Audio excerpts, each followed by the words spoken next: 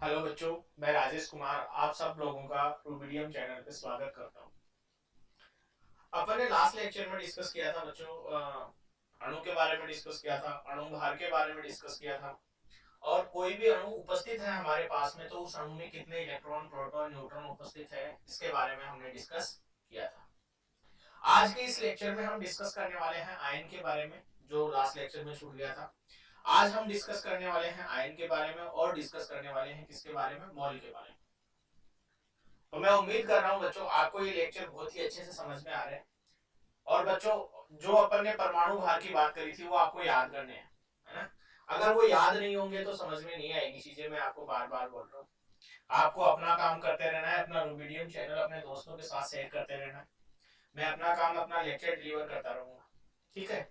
तो last lecture में हमने देखा था अणुभार। अणुभार कैसे कैलकुलेट करते हैं, किसी भी अणु में इलेक्ट्रॉन, प्रोटॉन, न्यूट्रॉन की संख्या कितनी होती है, उसके बारे में डिस्कस किया था। आज हम डिस्कस करेंगे आयन के बारे में, ठीक है। आयन के बारे में डिस्कस करेंगे और मोल के बारे में डिस्कस करेंगे कि मोल, कोई भी परमाणु या अणु दिया हुआ है तो उसका मोल कैसे कैलकुलेट करते हैं, उसका मोल कैसे कैलकुलेट करते हैं। उसमें कुछ एग्जांपल्स, कुछ बेसिक एग्जांपल से समझने की कोशिश करेंगे। और थोड़ा सा आप इसको अच्छे से देखना ताकि आपको क्लियर हो जाए चीजें। अगर ये चीजें क्लियर नहीं होगी, ये समझ लो बच्चों ये बेसिक है, इसमें मैं कोई हाई लेवल पे नहीं लेके जा रहा हूँ, बहुत बेसिक है। जब ये लेक्चर कंप्लीट हो जाएंगे, यानी मोल कैलकुलेशन कंप्लीट हो जाएगी, उसके बाद में जो भी जितने भी 4-5 लेक्चर हो जाएंगे उन सबका एक साथ में क्वेश्चन लेकर के 2 लेक्चर में क्वेश्चंस डिस्कस करवाऊंगा। तब हमें समझ में आएगा कि जो हमने पढ़ा है वो इम्प्लीमेंट कर पा रहे हैं कि नहीं कर पा रहे हैं। अगर उस टाइम पे हम इम्प्लीमेंट नहीं कर पाए तो ये हमारा पढ़ा हुआ सब व्यर्थ है। तो ये बेसिक है, तो इनको अच्छे से देखो। और जब क्वेश्चन करेंगे तब समझ में आएगा मैं कि हमने पढ़ाया वो काम का है कि नहीं है, है ना। तो इनको, ये तो बिल्कुल बेसिक है, छोटे छोटे लल्लू लल्लू से क्वेश्चन करवाता हूँ बच्चों, बिल्कुल समझाने के लिए, बेसिक के रूप में। तो देरी ना करते हुए आज का जो लेक्चर है वो स्टार्ट करते हैं। और आज का लेक्चर में हम आयन से शुरुआत करते हैं। आयन क्या होता है? आयन, आयन क्या होता है? तो देखो बच्चों, परमाणु के बारे में हमने बात करी थी, अणु के बारे में हमने बात करी थी। तो कोई भी परमाणु हो चाहे कोई भी अणु हो, चाहे अगर उस पर धनात्मक और ऋणात्मक आवेश उपस्थित होता है तो वो आयन कहलाता है। किसी भी परमाणु या अणु पर धनात्मक या ऋणात्मक आवेश का उपस्थित होना उसको किस किस रूप में परिवर्तित कर देता है? आयन के रूप में परिवर्तित कर देता है। तो हम बेसिकली ऐसे बोल सकते हैं, किसी परमाणु या अणु पर धनात्मक या ऋणात्मक ऋणात्मक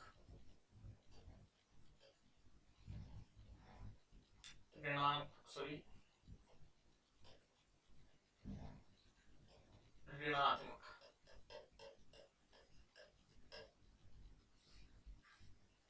ऋणात्मक आवेश उपस्थित है तो वह आयन कहलाता है। क्या कहलाता है? आयन कहलाता है, ठीक है। तो कोई भी अगर परमाणु है हमारे पास में, कोई भी अणु है, उस पर धनात्मक ऋणात्मक आवेश उपस्थित है तो वो क्या कहलाता है? आयन कहलाता है। जैसे एग्जांपल है हमारे पास में हाइड्रोजन परमाणु है। हाइड्रोजन परमाणु पर +1 लगा हुआ है, तो ध्यान देना बच्चों, +1 भी लिख सकता हूं, इसको मैं प्लस भी लिख सकता हूं। तो यह है अपना हाइड्रोजन आयन। कौन सा आयन है? Hydrogen ion. ऐसे ही मेरे पास में दूसरा ऑक्सीजन है, ये परमाणु है और इस पे 2- लिख दिया, तो ये है अपना ऑक्साइड आयन।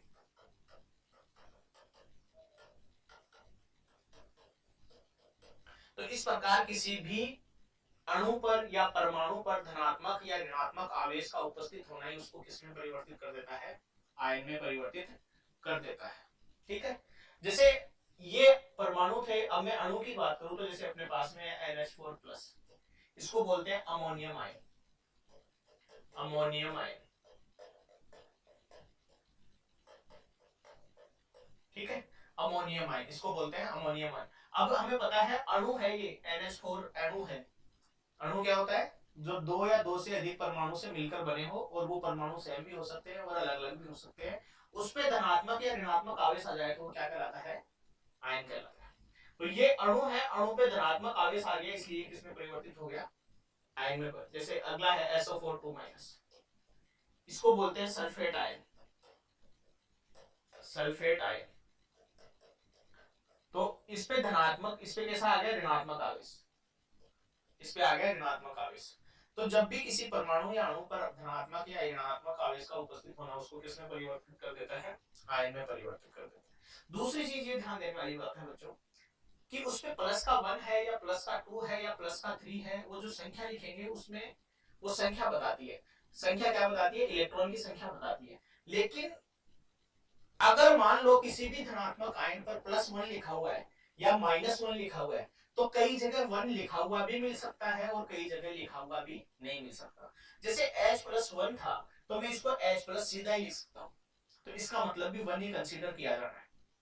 इसका मतलब भी क्या कंसीडर किया जाना है? 1 ही कंसीडर किया जाना है। जैसे मैं दूसरा एग्जांपल देखो, Na+, ये सोडियम आयन है। क्या है ये? Sodium ion. अब देखो मैंने इसके साथ में 1 नहीं लिखा ना, इसका मतलब है इसके साथ 1 लिखा हुआ है। बाकी इसके अलावा 2 3 वो जो कुछ भी होगा वो सब लिखे हुए मिलेंगे, वो सब लिखे हुए मिलेंगे। तो मैं उम्मीद करता हूं बच्चों ये आयन आपको समझ में आया होगा। आगे चलें, आगे बात करते हैं। कोई भी आयन है हमारे पास में, तो उस आयन में इलेक्ट्रॉन प्रोटॉन न्यूट्रॉन की संख्या की गणना कैसे करेंगे? जैसे हमने अणु के बारे में देखा था, तो अणु के बारे में डिस्कस किया था कि किसी भी अणु में इलेक्ट्रॉन प्रोटॉन न्यूट्रॉन किस प्रकार से गणना कर सकते हैं। यहाँ पर आयन हमारे पास में है, तो आयन में परमाणु भी होता है और आयन भी सॉरी अणु भी होता है।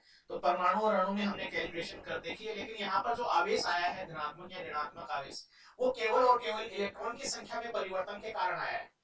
या दूसरी चीज में, दूसरे तरीके से मैं ये बोलूं कि अगर किसी भी आयन पर धनात्मक या ऋणात्मक आवेश है तो उसका कारण केवल और केवल प्रोटॉन और न्यूट्रॉन है। प्रोटॉन की वजह से धनात्मक आवेश, इलेक्ट्रॉन की वजह से ऋणात्मक आवेश। लेकिन यहाँ पर हम डिस्कस करेंगे तो केवल और केवल इलेक्ट्रॉन की संख्या के बारे में डिस्कस करेंगे। यहाँ पर इलेक्ट्रॉन की संख्या घटेगी या बढ़ेगी? इलेक्ट्रॉन की संख्या घटेगी तो धनात्मक आवेश, इलेक्ट्रॉन की संख्या बढ़ेगी तो ऋणात्मक आवेश। दो चीजें यहां पर मैं बात कर रहा हूं कि एक धनात्मक लिखा हुआ है, एक ऋणात्मक लिखा हुआ है। धनात्मक का मतलब है बच्चों किसी भी जो आयन है हमारे पास में, अगर उसको मैं उदासीन अवस्था में उसमें इलेक्ट्रॉन की संख्या कंसीडर करूं, जैसे मान लो कोई भी परमाणु है या आयन है, उसकी उदासीन अवस्था में जितने इलेक्ट्रॉन उसके पास में हैं, उनमें से कुछ इलेक्ट्रॉन निकल गए, उनमें से कुछ इलेक्ट्रॉन निकल गए, तो उस पर धनात्मक आवेश आएगा। समझ रहे हो बात को? अगर मान लो कोई भी अणु या परमाणु है, उसकी उदासीन अवस्था में जितने इलेक्ट्रॉन उसके पास में है उनमें से कुछ निकल जाते हैं तो धनात्मक आएगा, और जितने उदासीन अवस्था में है उनके पास भी अगर उनके पास में बाहर से कोई इलेक्ट्रॉन आ जाता है, उनके पास में बाहर से कोई इलेक्ट्रॉन आ जाता है तो वहां पर माइनस का आएगा, वहां पर ऋणात्मक आवेश आएगा। तो इलेक्ट्रॉन निकल गए धनात्मक, इलेक्ट्रॉन आ गए ऋणात्मक। सिंपल सी बात है, समझना बच्चों। तो दिमाग में ये कंफ्यूजन नहीं रहना चाहिए कि धनात्मक कहां पर ऋणात्मक कहां पर। इलेक्ट्रॉन निकल गए तो धनात्मक, इलेक्ट्रॉन आ गए तो ऋणात्मक। समझ गए बात को? तो आगे चलते हैं, इलेक्ट्रॉन प्रोटॉन की कैलकुलेशन चेक करते हैं।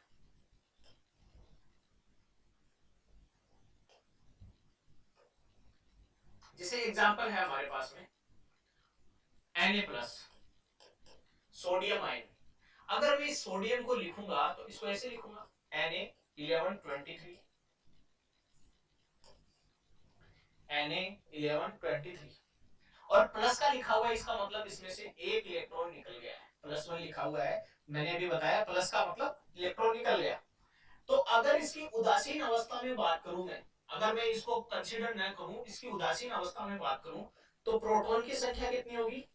प्रोटॉन की संख्या है इसमें Z के बराबर, और वो कितनी है? 11।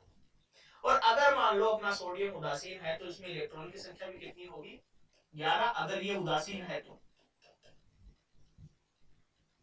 उदासीन है तो 11, लेकिन ये तो आयन है, और आयन है तो इलेक्ट्रॉन की संख्या कितनी होगी, उदासीन होगा तो 11, और +1 यानी एक निकल गया, तो एक निकल गया तो इसके पास में 10 इलेक्ट्रॉन। प्लस का मतलब निकल गया तो उसको घटा देंगे, निकल गया मतलब उसको घटा देंगे, तो 11 में से एक घटा देंगे तो इसके पास में कितना बच जाएगा, 10 बच जाएगा।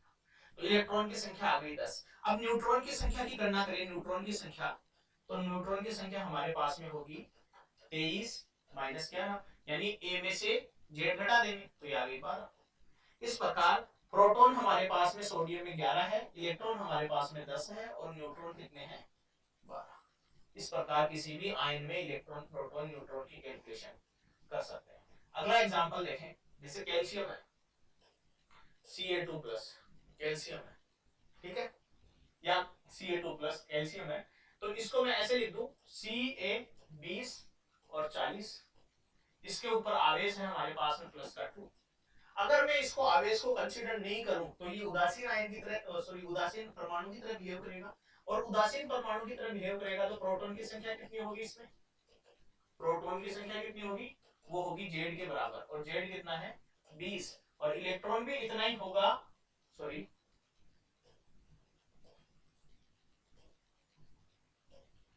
इलेक्ट्रॉन भी इतना ही होगा यदि ये उदासीन हुआ तो, यदि ये उदासीन हुआ तो इलेक्ट्रॉन भी इतना ही होगा, लेकिन ये उदासीन नहीं है, लेकिन ये तो उदासीन नहीं है, ये तो क्या है, आयन है। आयन है तो कितना इलेक्ट्रॉन निकला, 2 इलेक्ट्रॉन निकला, तो दो टोटल इलेक्ट्रॉन कितने थे, 20, और 2 निकल गए तो बच गए 18। कितने इलेक्ट्रॉन बच गए, 18 इलेक्ट्रॉन। अगर न्यूट्रॉन की गणना करें, न्यूट्रॉन की गणना करें तो न्यूट्रॉन की संख्या कितनी होगी, 40 माइनस 20, तो 20 आ गई। इस प्रकार प्रोटॉन हमारे पास में 20 होंगे, इलेक्ट्रॉन हमारे पास में 18 होंगे, और न्यूट्रॉन हमारे पास में 20 होंगे, ठीक है। ये आयन है इसलिए आया ये बेटा। तो मैं उम्मीद करता हूं बच्चों ये आपको समझ में आया होगा, समझ में आई बात। ये थे हमारे पास में कोई भी परमाणु है, उस परमाणु से किस प्रकार आयन बना, उसमें इलेक्ट्रॉन प्रोटॉन की कैलकुलेशन। और अब हम बात करेंगे कि कोई भी अणु है, उस अणु से आयन बनेगा तो किस प्रकार से हम उसमें इलेक्ट्रॉन प्रोटॉन की कैलकुलेशन करेंगे। चलो एग्जांपल करते हैं। एग्जांपल है बच्चों हमारे पास में, एग्जांपल है हमारे पास में NH4+, NH4+। तो सबसे पहले तो इसका पोस्टमार्टम कर दो, क्या कर दो, इसका पोस्टमार्टम कर दो। अब इसका पोस्टमार्टम करेंगे तो देखो यहाँ पर नाइट्रोजन कितना है, 1 है, 7 और 14, प्लस हाइड्रोजन कितने हैं, 4, और हाइड्रोजन को ऐसे लिखते हैं, और इस पूरे पे आवेश है कितना, +1, ठीक है। अगर मैं इसको कंसीडर नहीं करूं, उदासीन मान लूं, तो यहाँ पर प्रोटॉन की संख्या कितनी होगी, प्रोटॉन की संख्या, अणु में प्रोटॉन की संख्या की गणना हमने करी थी, तो 7, जेड बराबर 7 + 4 हाइड्रोजन और 1 ये, तो कितनी हो गई, 7 और 4 11, 11 अपने पास में प्रोटॉन की संख्या होगी, ये इलेक्ट्रॉन की संख्या के बराबर होगी अगर ये उदासीन होगा तो, उदासीन होगा तो, लेकिन ये उदासीन नहीं है, ये क्या है, आयन है, ये क्या है, आयन है। तो आयन है तो 11 इलेक्ट्रॉन होने चाहिए इसके पास में, लेकिन कितने निकल गए, एक निकल गया, प्लस का आयन एक निकल गया, तो बच गए 10 इलेक्ट्रॉन। ऐसे न्यूट्रॉन की संख्या की गणना करें, न्यूट्रॉन की संख्या, तो न्यूट्रॉन की संख्या, नाइट्रोजन के पास में 7 + 4 हाइड्रोजन, हाइड्रोजन के पास में 0, तो ये आ गई 7। तो बच्चों अमोनियम आयन जो है उसके पास में प्रोटॉन है 11, इलेक्ट्रॉन है 10, और न्यूट्रॉन है 7। इस प्रकार से हम कैलकुलेशन कर सकते हैं, समझ में आई बात। अगला एग्जांपल देखो अपने पास में, CH3COO- एसिटिक अम्ल, एसिटिक अम्ल। तो यहाँ पर इसका पोस्टमार्टम करो सबसे पहले तो कार्बन कितने, 1 और 2, 2 कार्बन है, और कार्बन को ऐसे लिख सकते हैं, प्लस 3 हाइड्रोजन है, हाइड्रोजन को ऐसे लिख सकते हैं, प्लस 2 ऑक्सीजन है, ऐसे लिख सकते हैं, और टोटल पूरा पे -1। ये ध्यान देने वाली बात है। बस प्रोटॉन की संख्या,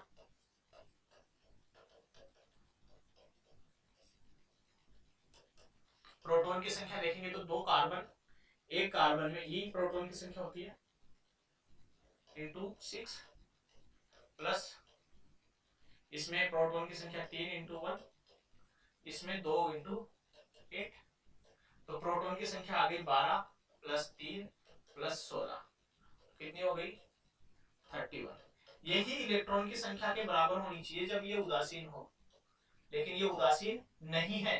इसमें माइनस है, माइनस का मतलब बाहर से एक इलेक्ट्रॉन आकर के इसमें ऐड हो गया, बाहर से एक इलेक्ट्रॉन आकर के इसमें ऐड हो गया, इसलिए इसमें माइनस का आ गया। तो इलेक्ट्रॉन की संख्या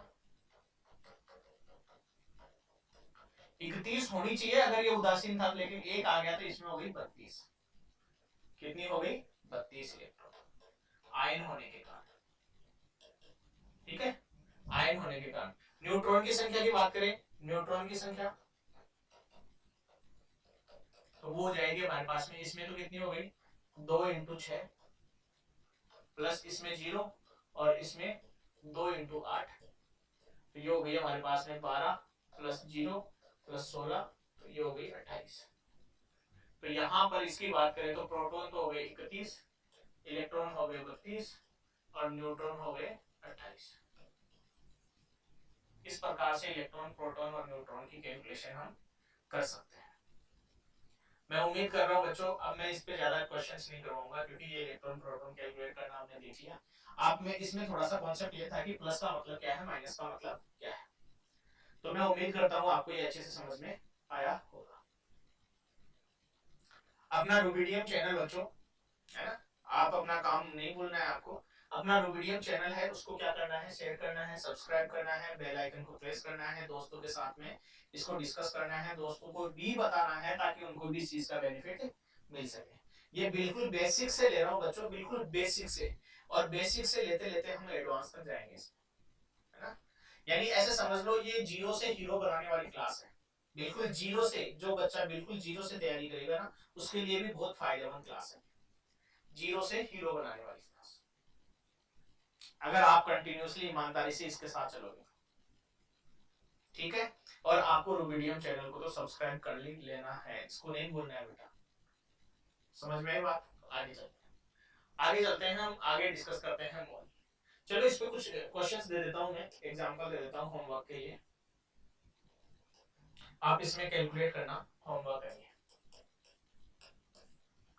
पहला सल्फेट आयन, दूसरा SCOO माइनस आयन, तीसरा S2 माइनस, चौथा Mg2 प्लस, पांचवा Al3 प्लस, छठवा हाइड्रोनियम आयन, सातवां, और कौन सा बच गया Fe3 प्लस।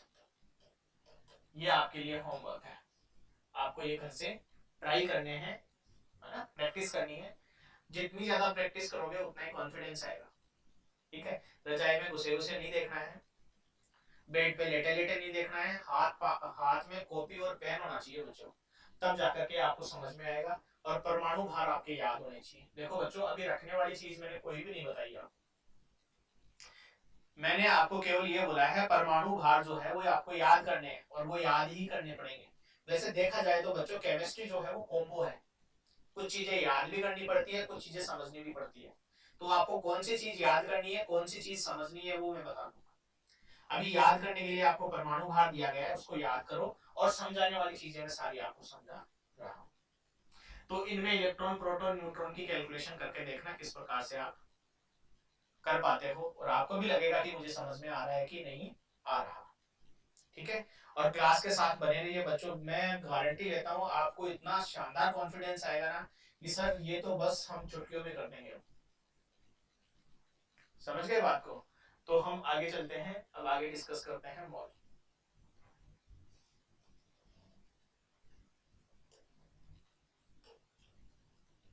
मोल, मोल के बारे में अपन ने पहली क्लास में देखा था कि मोल क्या है। जैसे दर्जन एक इकाई है, वैसे सिंपली मोल भी एक इकाई है ना। मोल भी क्या है, एक सिंपली इकाई है।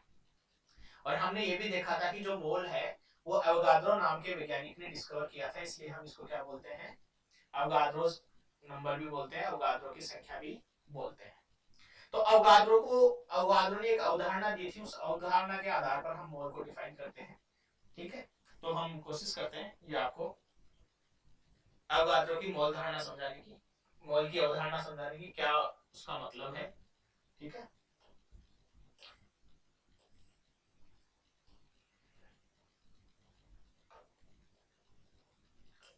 अवगाद्रो अवधारणा। अवगाद्रो की अवधारणा क्या थी, समझने की कोशिश करना। पहले मैं लिख देता हूं, समान ताप व दाब पर समान आयतन वाली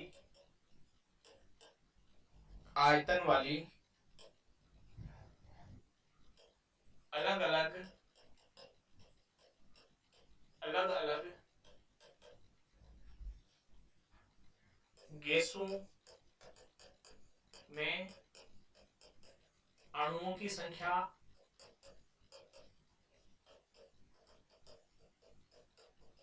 समान होती है। मोटी मोटी बात यह है बच्चों, अगर समान तापमान हो हमारे पास में और दाब भी समान हो और गैसें अलग अलग हो, तो हम बोल सकते हैं तापमान और दाब अगर हमारे पास में समान है तो अलग अलग गैसों का आयतन भी समान है, तो हम बोलेंगे उनमें अणुओं की संख्या क्या है, समान है। अणुओं की संख्या क्या है, समान है। ये अवधारणा है, ये स्टेटमेंट आपको याद रखना है, न्यूमेरिकल वैल्यूज में कहीं भी काम नहीं आने वाली है, स्टेटमेंट के रूप में आपसे पूछा जा सकता है। तो अवगाद्रो की अवधारणा यही है, समान ताप और दाब पर समान आयतन की अलग अलग गैसों में अणुओं की संख्या क्या रहती है, समान रहती है। यह आपको ध्यान में रखना है।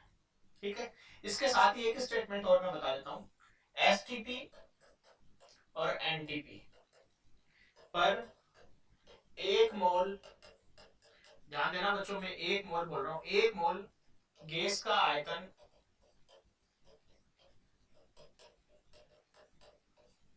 22.4 लीटर होता है।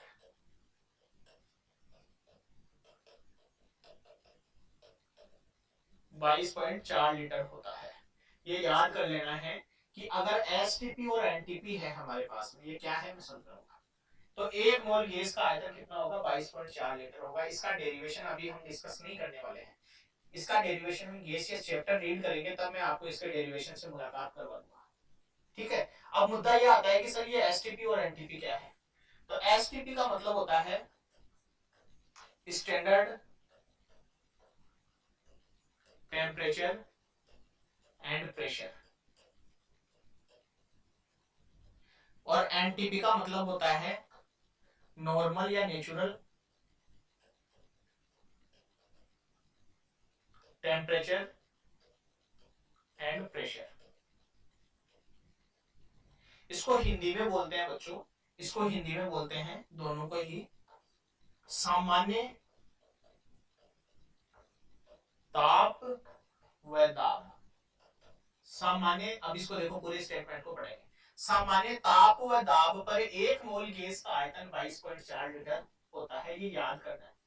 अब मुद्दा ये आ रहा होगा कि सर सामान्य ताप और दाब होता क्या है। तो सामान्य ताप और दाब के लिए तापमान को मानते हैं हम 273 केल्विन। कितना, 273 केल्विन, है ना। ये पॉइंट्स में होता है, मैंने इसको रफली इक्वल अप्रोक्सीमेट ले लिया है, लगभग ले लिया है, पॉइंट्स में कुछ एक दो डाटा और होता है। ठीक है, और प्रेशर जो होता है, दाब जो होता है, टी फॉर तापमान और पी फॉर दाब। दाब होता है हमारे पास में एक एटीएम। अब ये बच्चों एटीएम पैसे निकालने वाला एटीएम नहीं है, कई सोचो कि सर ने तो एक एटीएम बता दिया, पैसे निकाल लेते हैं। दाब एटीएम, एटीएम का मतलब है दाब, जो दाब की इकाई होती है वो एटीएम है, और तापमान की जो इकाई होती है वो केल्विन है। तो जहां कहीं भी सामान्य ताप दाब आ जाए वहां पर टेम्परेचर तापमान है 273 केल्विन लेना है, और दाब अपने को एक एटीएम कंसीडर करना है। तो हम बोलेंगे 273 केल्विन तापमान और एक एटीएम दाब पर एक मोल गैस का आयतन 22.4 लीटर होता है।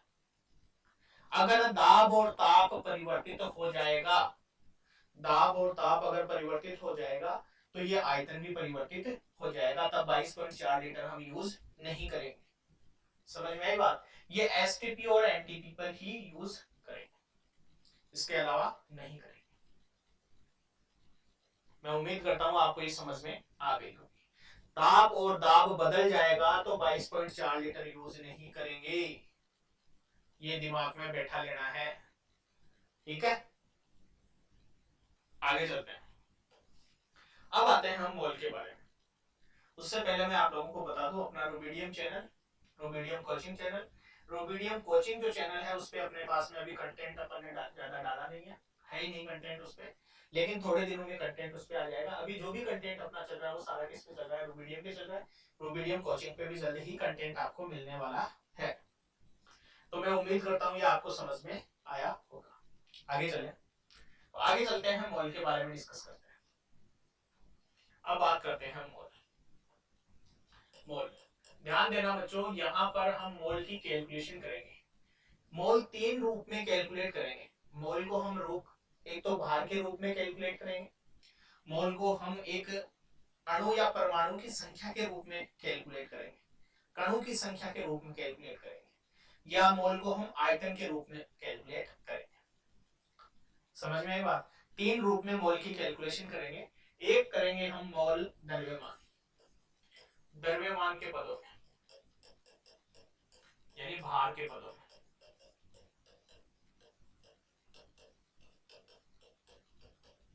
एक करेंगे हम कणों की संख्या के पदों में, कणों की संख्या के पदों में। और तीसरा करेंगे हम आयतन के पदों में।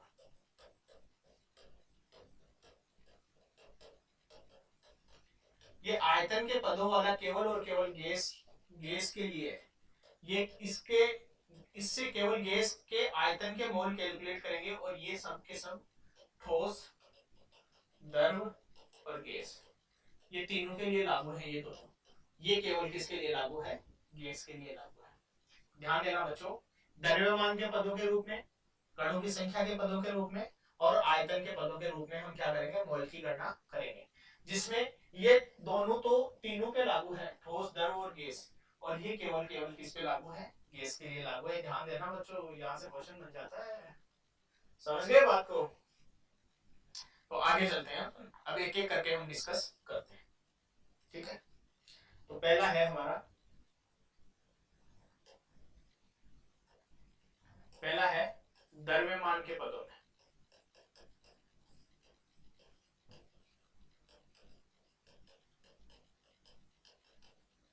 द्रव्यमान के पदों में, अब द्रव्यमान के पदों में मोल कैसे गणना करेंगे? ध्यान देना बच्चों, अभी यहाँ समझने की कोशिश करना, मैं एक एग्जांपल से समझाने की कोशिश कर रहा हूँ। एग्जांपल है हमारे पास में, जिसे हमें पता है एक दर्जन का मतलब कितना होता है? 12। एक दर्जन का मतलब कितना होता है? 12। मैंने आपको बोला जाओ बेटा 60 सेव लेकर के आओ, 60 सेव लेकर के आओ। तो मैंने पूछ लिया कि 60 सेव में कितनी दर्जन है, कितनी दर्जन है? तो आप क्या बोलोगे बेटा, सॉरी, आप क्या बोलोगे कि सर जो दर्जन है वो है हमारे पास में, एक दर्जन में 12 होती है, तो दर्जन दर्जन की संख्या हो जाएगी हमारे पास में 60/12। तो हमारे पास में सेव जो है वो 5 दर्जन है। कितनी दर्जन सेव है? 5 दर्जन सेव है। किस प्रकार से?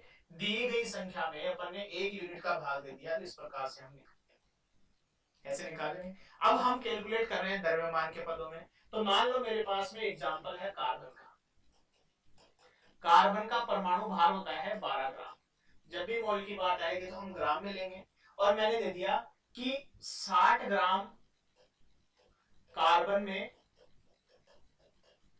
कितने मोल है, कितने मोल है, और यहाँ ये किसके बराबर होता है? 12 ग्राम 1 मोल के बराबर। कितने मोल है? तो हम क्या करेंगे, हमें पता है 12 ग्राम में 1 मोल होता है, तो मोलों की संख्या निकालेंगे तो 60 ग्राम में कितने मोल होंगे, तो हम इसका भाग दे देंगे, तो मोल बराबर आ जाएगा हमारे पास में 60 ग्राम बटा 12 ग्राम, तो 5 मोल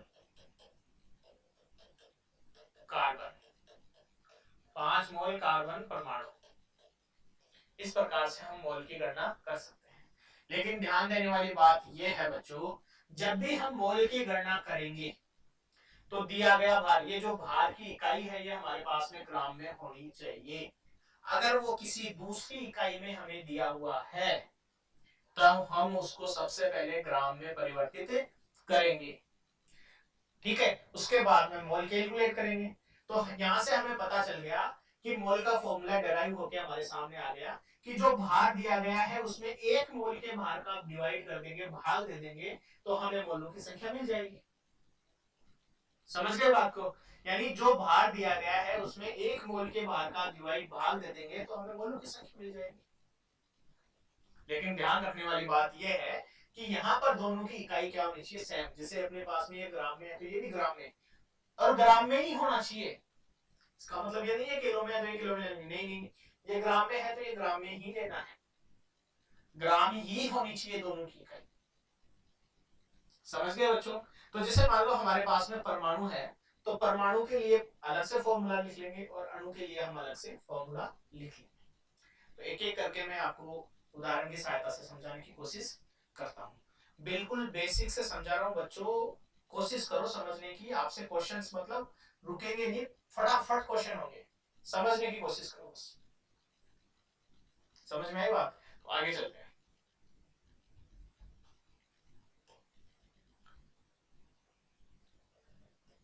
अब द्रव्यमान, जैसे मान लो अगर यदि परमाणु दिया गया है, परमाणु दिया गया है तो मोल कैसे कैलकुलेट करेंगे? तो मोल हो जाएंगे हमारे पास में मोल बराबर दिया गया भार, दिया गया भार और किस में होना चाहिए, ग्राम में होना चाहिए, बटा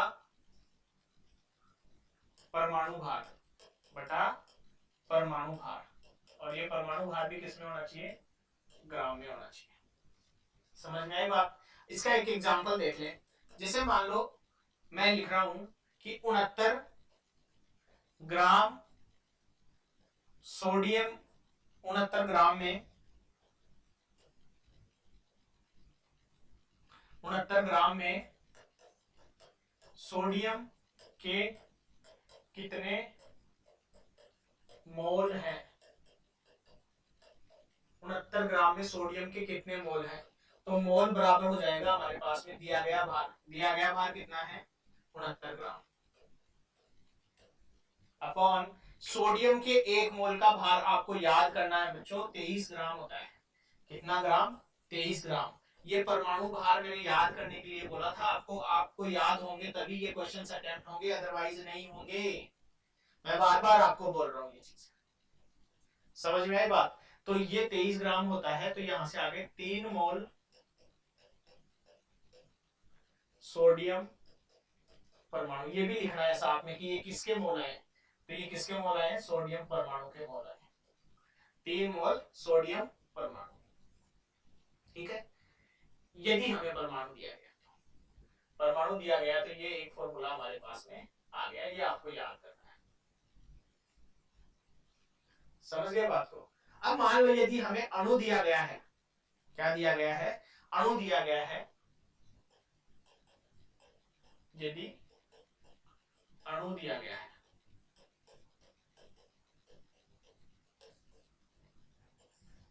तो मोल का फॉर्मूला सीधा सा है हमारे पास में, दिया गया भार किसमें, ग्राम में, ग्राम में ही होना चाहिए बेटा, और अणु दिया गया तो अणु भार, और ये भी किसमें होना चाहिए, ग्राम में। एक फॉर्मूला ये आ गया अपने पास में, ये दोनों फॉर्मूले याद कर लेने, दोनों में सिमिलरिटी है, कोई दिक्कत नहीं है। अब देखो इसका एक एग्जांपल समझाने की कोशिश कर रहा हूं। यदि 120 केजी 120 केजी NaOH में मोल होंगे, मोल होंगे 120 केजी NaOH में मोल होंगे, तो मोल निकालने तो हमारे पास में फॉर्मूला है दिया गया भार बटा अणु भार, और दिया गया भार कितना है 120 केजी है। तो मैंने साफ साफ बोला है कि कोई भी इकाई दी हुई हो, हमें उसको सबसे पहले किस में परिवर्तित करना है, ग्राम में परिवर्तित करना है। हमें सबसे पहले उसको किस में परिवर्तित करना है, ग्राम में परिवर्तित करना है। तो ये 120 केजी दिया गया है, तो इसको सबसे पहले तो ग्राम में कन्वर्ट करो। 120 केजी किलोग्राम में है तो ग्राम में बदल दिया, तो ये आ गया ग्राम। अब NaOH का अणुभार हमने कैलकुलेट किया था, ये याद भी होना चाहिए और कैलकुलेट भी करना आना चाहिए। ये होता है 40 ग्राम। तो ये 3, तो हमारे पास में आगे 3 गुणा 10 की घात 3 मोल NaOH अणु।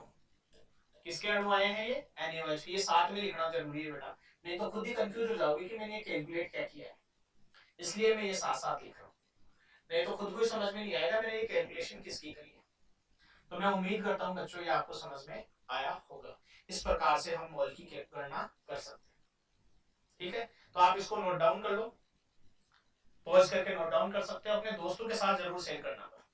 ठीक है, अब मैं कुछ और एग्जांपल आपके साथ करता हूँ, ये फॉर्मूले जरूर याद रख लेना। जैसे एग्जांपल है, निम्न में निम्न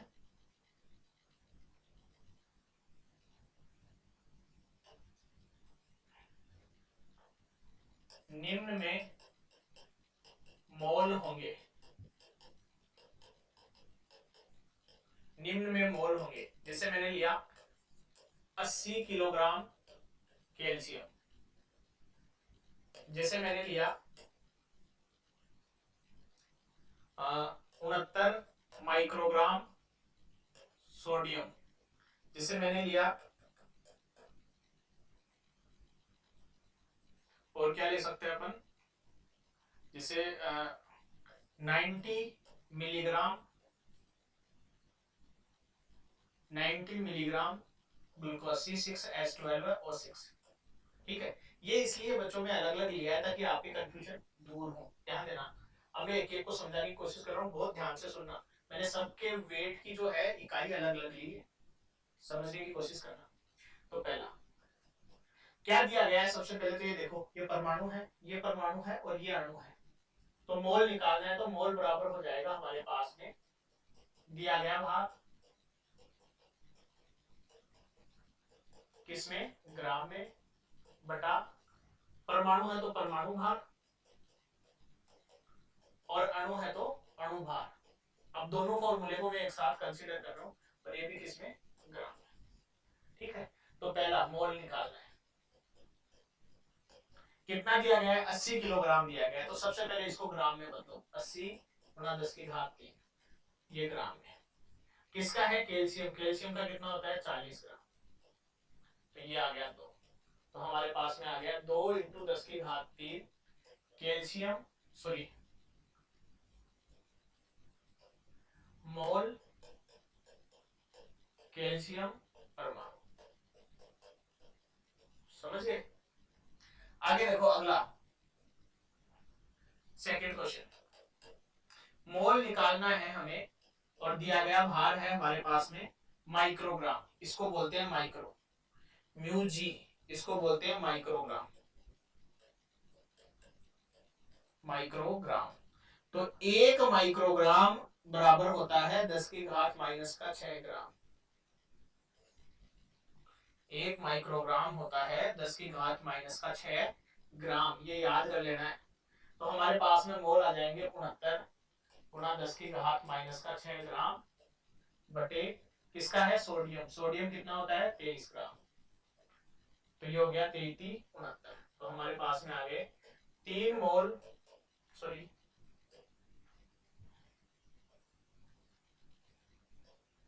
हमारे पास में आ गए 3 गुणा 10 की घात माइनस का 6 मोल सोडियम परमाणु, ये आ गया हमारे पास में। अब आगे चले, अगला क्वेश्चन है हमारे पास में तीसरा। तीसरे में क्या दिया गया है, 90 मिलीग्राम, इसको बोलते हैं मिलीग्राम, इसको क्या बोलते हैं, milligram, mg for milligram, milligram.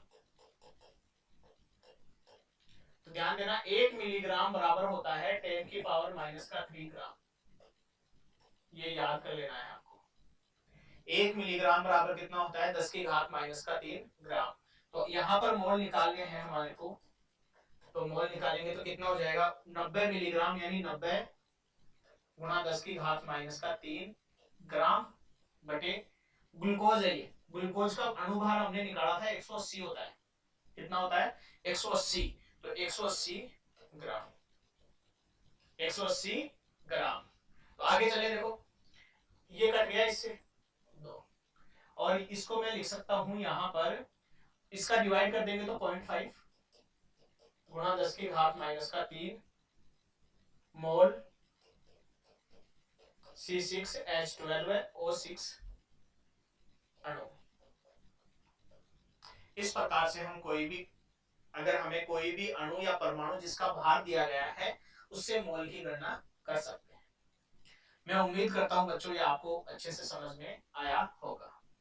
यहाँ पर एक छोटी सी ये जो चीज आई है इसको और सिंप्लीफाई करें तो इसका पॉइंट हटा करके मैं ऐसे कर सकता हूँ, 10 लगा दूं नीचे और ये 10 की पावर माइनस का 3 था, ये 10 को ऊपर भेज दूं तो ये आ जाएगा 5 इंटू 10 की पावर माइनस का 4। इसको इतना सिंप्लीफाई और कर सकते हैं। समझ में आई बात? तो मैं उम्मीद करता हूँ आपको ये अच्छे से समझ में आया होगा। 2-4 क्वेश्चन और डिस्कस कर लेते हैं, ठीक है?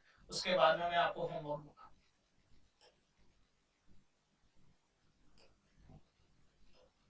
जैसे क्वेश्चन है हमारे, एग्जांपल है, निम्न में मोल होंगे, निम्न में मोल होंगे। पहला है 180 माइक्रोग्राम यूरिया, दूसरा है हमारे पास में 80 केजी NaOH, तीसरा है हमारे पास में, तीसरा ले लेते हैं हम, जैसे कोई भी 90 मिलीग्राम CH3COH, और चौथा ले लेते हैं हम एक आयन ले लेते हैं। आयन की बात करें तो O2 माइनस, तो हम ले लेते हैं 32 ग्राम O2 माइनस आयन। किस प्रकार से हम कैलकुलेट करने वाले हैं, तो वही अपना फॉर्मूला, सीधी सी बात तो यह है, सॉल्यूशन करें तो वही फॉर्मूला अपना, मोल इज इक्वल टू दिया गया भार किसमें, ग्राम में, बटा परमाणु दिया गया है तो परमाणु भार, अणु दिया गया है तो अणु भार, और आयन दिया गया है तो आयन का भार। ठीक है, तो पहला मोल। यूरिया दिया गया है, यूरिया का अणुभार होता है 60 ग्राम, 60 होता है बेटा, ये हमने कैलकुलेट किया था लास्ट क्लास में। ठीक है, मोल हो जाएगा 180 माइक्रोग्राम, माइक्रो का 10 की घात माइनस का 6 ग्राम बटे ये 60, तो ये कट गया 3, तो ये आ गया हमारे पास में 3 गुणा 10 की घात माइनस का 6 मोल यूरिया अणु। यूरिया का क्या होता है, अणु होता है। तो अगला question, mole is equal to दिया गया बार 80 केजी, 80 गुणा 10 की घात 3, ये ग्राम में आ गया, सबसे पहले ग्राम में बदलना है, और NaOH दिया गया तो इसका होता है 40 ग्राम, तो ये आ गया 2, तो ये हो गया 2 गुणा 10 की घात 3 मोल NaOH अणु।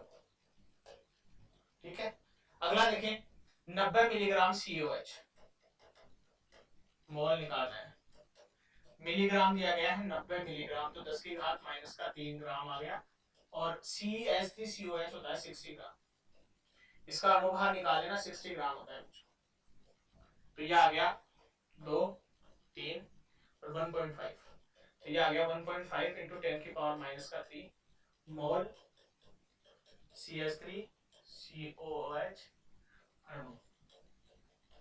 ठीक है, अगला है हमारे पास में O2 माइनस, O2 माइनस ये आयन है, तो ये हो जाएगा हमारे पास दिया गया है हमें, मोल इज इक्वल टू 32 ग्राम दिया गया है, और O2 होता है 16 ग्राम, तो ये कैंसिल आउट हो गया, ये आ गया 2, तो 2 मोल O2 माइनस माइनस आयन। अब ये नाम इसलिए लिख रहा हूँ, देखो अब आप पहचान पा रहे होंगे, ये आयन था तो हमें साफ साफ पता चल जाएगा कि ये मोल किसके हैं, आयन के हैं। अगर अणु होता तो हमें साफ साफ पता चल जाता कि ये मोल किसके, अणु के। समझ में आई वो बात बच्चों? मैं उम्मीद करता हूँ आपको ये मोल निकालना अच्छे से समझ में आ गया होगा। आज के इस लेक्चर में हम इतना ही डिस्कस करेंगे बच्चों, और फिर कणों की संख्या से मोल निकालना, आयतन से मोल निकालना, वो ये हम नेक्स्ट लेक्चर में डिस्कस करेंगे। इनको बार बार रिवाइज करना है, घर पे प्रैक्टिस करनी है, ठीक है? जब भी ये क्लास देखो उस समय आपके हाथ में पेन और कॉपी होनी चाहिए, अदरवाइज ये समझ में नहीं आएगा बच्चों। मैं तो साफ साफ बोल रहा हूँ, परमाणु भार आपको याद करने पड़ेंगे और कोई तरीका नहीं है। समझ में आई बात? अगर आप परमाणु भार याद नहीं कर पाओगे तो ये नहीं निकल पाएंगे, ये क्वेश्चंस नहीं होंगे। ये बिल्कुल बेसिक है। जब ये मोल वाला चैप्टर, ये सॉरी मोल द्रव्यमान के रूप में, कणों की संख्या के रूप में और आयतन के रूप में ये जब कंप्लीट हो जाएगा तो जितने क्लासेस हो गई उन पे मैं क्वेश्चन कराने वाला हूँ आपको। उन पे क्या कराने वाला हूँ, क्वेश्चन कराने वाला हूँ। तब आपको समझ में आएगा कि हमने जो पढ़ाया वो इंप्लीमेंट कर पा रहे हैं कि नहीं कर पा रहे हैं। समझ गए बात को? तो थोड़ा सिंसियर होके पढ़ो बच्चों, अपने खुद के साथ ईमानदार रहो बस, ठीक है? तो इस प्रकार से जो कोई भी भार हमें दिया गया है उससे मोल कैलकुलेट कर सकते हैं। इस पे मैं घर पे करने के लिए 2-4-5 क्वेश्चन दे देता हूँ, आप प्रैक्टिस करना, ठीक है?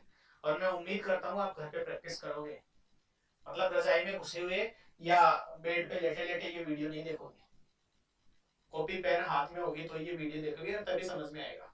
मैंने मैथ की तरह केमिस्ट्री पढ़ाई है, रटने वाली कोई चीज नहीं होता, ये सब समझने वाली चीज है। मतलब जैसे मैथ करते हैं ना वैसे केमिस्ट्री चल रही है। समझ में आई बात? तो मैं उम्मीद करता हूँ आपको ये समझ में आया होगा। चलो मैं होमवर्क दे देता हूँ आपको, है ना? और उससे पहले अपना चैनल जो है रूबीडियम और रूबीडियम कोचिंग, उन दोनों को सब्सक्राइब कर लेना है, बेल आइकन प्रेस कर लेना है। रूबीडियम कोचिंग पे भी कंटेंट नहीं है, जल्दी ही कंटेंट उस पे अवेलेबल हो जाएगा। रूबीडियम का जो चैनल है उस पे हमारा सब कुछ चल रहा है, ठीक है? तो चलो मैं होमवर्क आपको दे देता हूँ।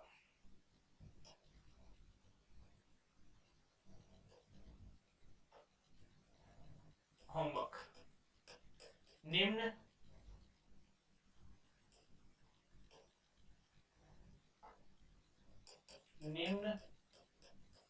में मोल की गणना करो। पहला क्वेश्चन,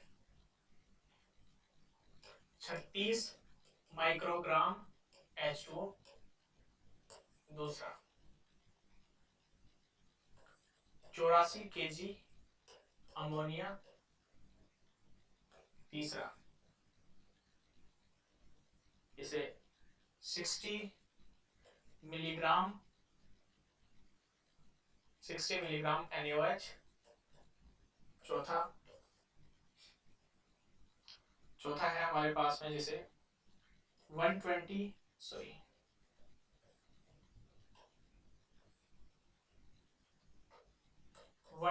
kg Ca2+। अगला है, ठीक है, अगला देखें अपन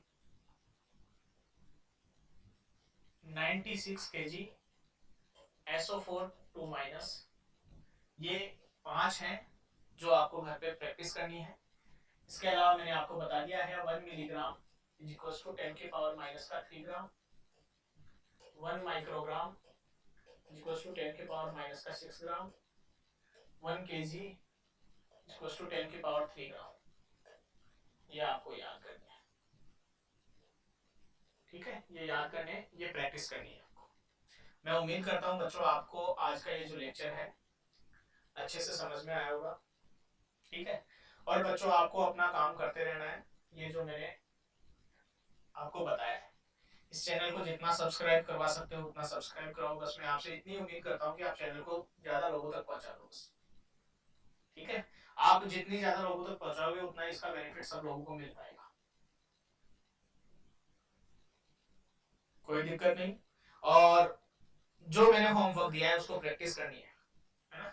ईमानदारी से प्रैक्टिस करो। ये जीरो से बिल्कुल बेसिक से क्लास है और हाई लेवल तक अपन जाएंगे जैसे ये क्लास हो जाएगी उसके बाद में मैं कुछ क्वेश्चंस आपके साथ डिस्कस करूंगा, तब आपको आइडिया लगेगा कि हम इम्प्लीमेंट कर पा रहे हैं कि नहीं कर पा रहे। ठीक है, तो आज की क्लास यहीं स्टॉप करते हैं। धन्यवाद बच्चों।